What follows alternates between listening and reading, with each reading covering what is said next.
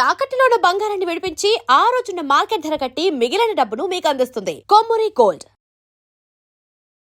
August నెల ప్రారంభం కాబోతుంది. ముఖ్యంగా ద్వాదశ రాశుల వారికి ఆగస్టు నెలలో ఎలా ఉండబోతుంది, అదేవిధంగా శని వక్రగతి కూడా జరగబోతుంది. కాబట్టి ఈ ఆగస్టు నెలలో ద్వాదశ రాశుల వారికి ఎలా ఉండబోతుందో మనం తెలుసుకుందాం. దీని గురించి తెలియజేయడానికి professor and doctor Mullapudi Satyanarayana Murthy గారు. గురువుగారు నమస్కారం. నమస్కారం అండి ముఖేష్ అంబానీ గారు. మకర రాశి వారికి ఆగస్టు నెలలో ఎలాంటి ఫలితాలు ఉండబోతున్నాయి? మకర రాశి వారికి అష్టమంలో కేతువు, ఆగస్టు 15 తర్వాత రవి కూడా చేరుతున్నాడు.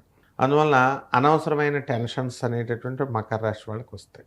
అదేవిధంగా ఈ మకర రాశి వాళ్ళకి భార్యాభర్తలు ఇద్దరు కూడా దూరంగా ఉన్నటువంటి వాళ్ళు ఉన్నారు. మకర రాశి వాళ్ళందరూ కూడా దూరంగా భార్యాభర్తలు ఉన్నటువంటి వాళ్ళు ఉన్నారు.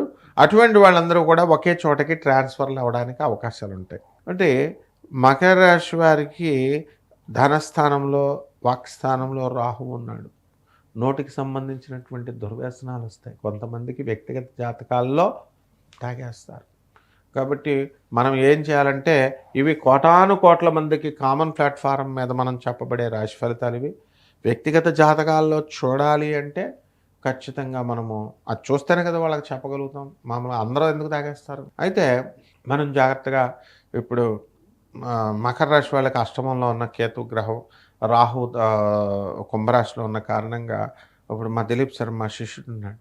ఎక్కడికన్నా వెళ్తే అందరు మందు పార్టీలు అయితే తాకండి, తినకండి, నాన్ వెజిటేరియన్, జీడిపప్పు కర్రీ తినండి, జీడిపప్పు కర్రీ తినండి అంటాడు. మొత్తం అక్కడ తాగుతున్న వాళ్ళు చూశాను నేను 4 సార్లు. చూసి వాళ్ళు బాబోయ్ ఈయనకు ఒక బస్తా జీడిపప్పు కర్రీ తెచ్చి అక్కడ పెట్టేయండి, రోజు జీడిపప్పు కర్రీ ఉండదాం అన్నాడు. అంటే ఆ విధంగా మకర రాశి వాళ్ళ వల్ల గుడ్ హ్యాబిట్స్ వస్తాయి మనకి.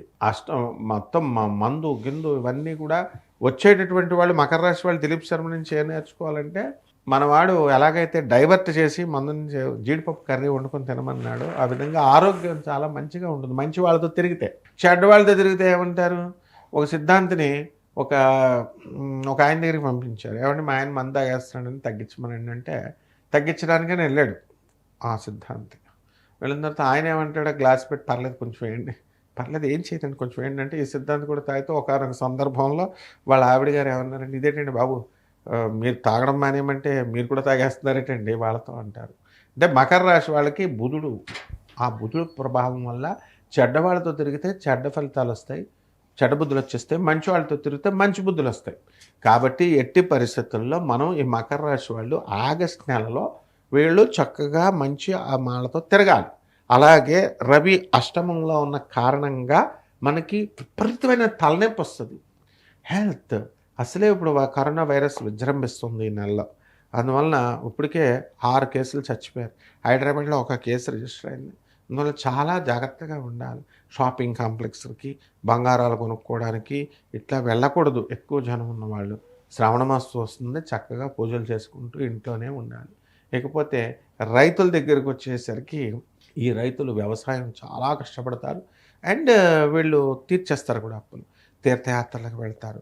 భార్యాభర్తల మధ్య ఫైటింగ్స్ తీవ్రమైనటువంటి పరిస్థితుల్లో ఇప్పుడు ఉన్నాయన్నమాట. అవన్నీ కూడా ఒక దారికి వచ్చేయడానికి అవకాశాలు అధికంగా ఉన్నాయి.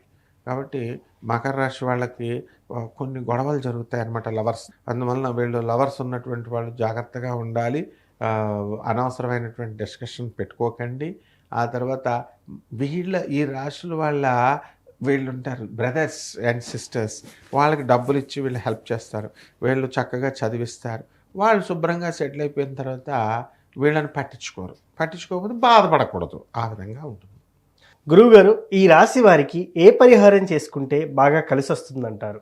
తప్పకుండా నాయన. ఈ రాశి వారందరూ కూడా, మనము లలితాంబికాయ గుడి అని ఉంది ఎక్కడ తమిళనాడులో, అక్కడ లలితమ్మ వారి గుడి, అక్కడికి వెళ్ళి లలితా సహస్రనామం అక్కడ చదువుకుంటే బ్రహ్మాండంగా కలిసి వస్తుంది. అయితే తమిళనాడు కదండి, చాలా దూరం అండి అని వెళ్ళలేనటువంటి వాళ్ళు ఉంటారు. అటువంటి వాళ్ళందరూ కూడా మేడి చెట్టుని ఇంట్లో వెయ్యాలి. నేను చెప్పింది చేస్తేనే ఫలితాలు జరుగుతాయి. అందువలన మేడి చెట్టు అనేది చాలా క్యాజువల్గా తీసుకుంటున్నారు వీళ్ళు. నో, చెట్ల విషయంలో మనం స్పెషలిస్ట్. చెట్లు ఎంతోమంది నేను చెప్పిన తర్వాత వేసిన తర్వాత చాలామంది ధనవంతులయ్యారు, కష్టాలు కోల్పోయారు. ఏముందండి, ఒక 10 రూపాయలు పెడితే చెట్టు వస్తుంది, ఇంట్లో పెంచుకోవడమే.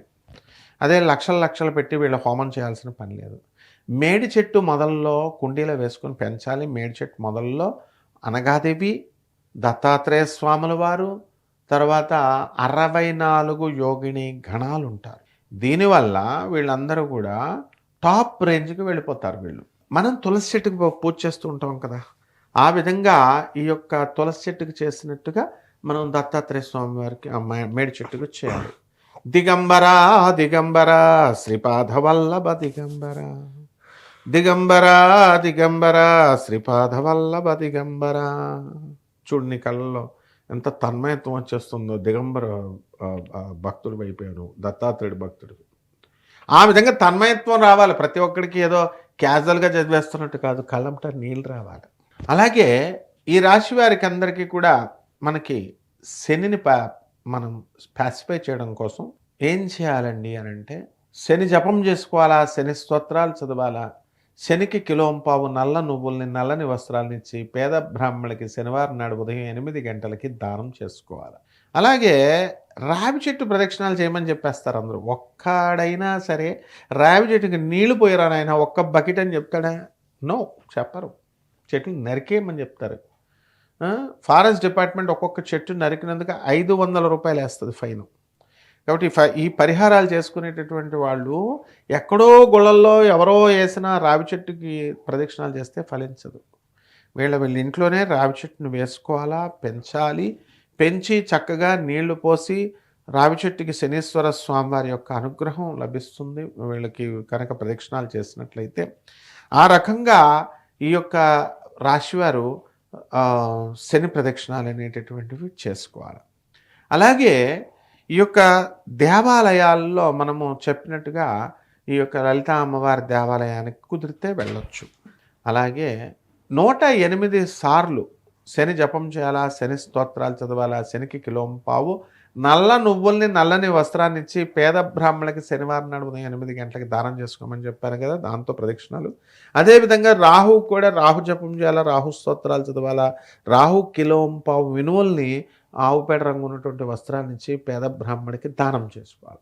దశ మహావిద్యల్లో ఒకటైనటువంటి మహాకాళి అమ్మవారి యొక్క హోమాన్ని వీళ్ళు చేసుకోవడం ద్వారా బ్రహ్మాండంగా ఉంటుంది, లేదా ఆ మంత్ర జపం చేసుకోవడం ద్వారా బ్రహ్మాండంగా ఉంటుంది.